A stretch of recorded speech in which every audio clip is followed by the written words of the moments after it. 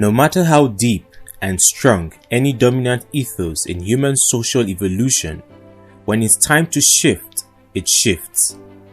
Therein lies the logic of the phrase, "There is nothing like an idea which time has come."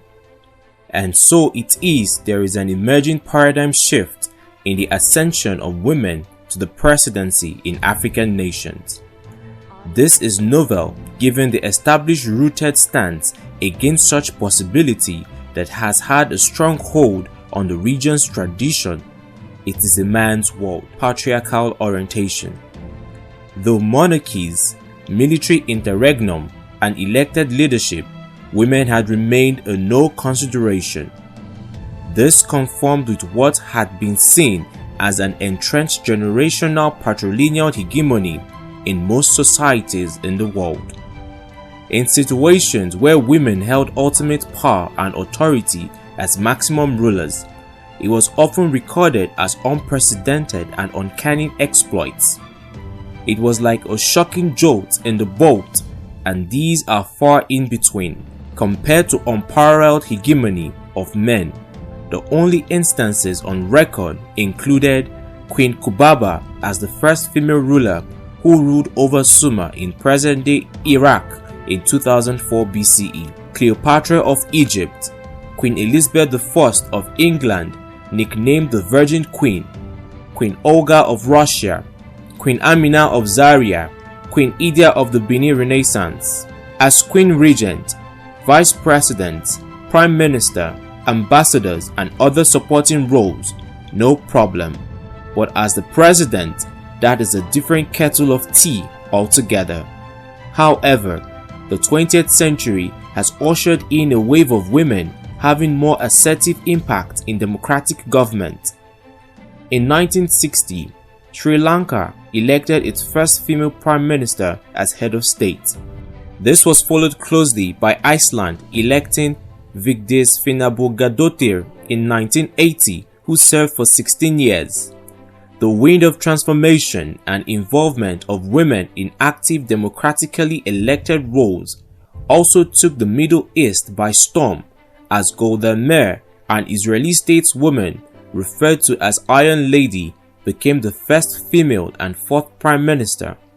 Her counterpart, Benazir Bhutto of Pakistan, served 2 terms from 1988 to 1990 and 1993 to 1996 as the prime minister to head a Muslim-majority nation. In Asia, Maria Corazon Aquino of Philippines, regarded as the icon of democracy, is the first female head of state and the 11th president of the Asian country.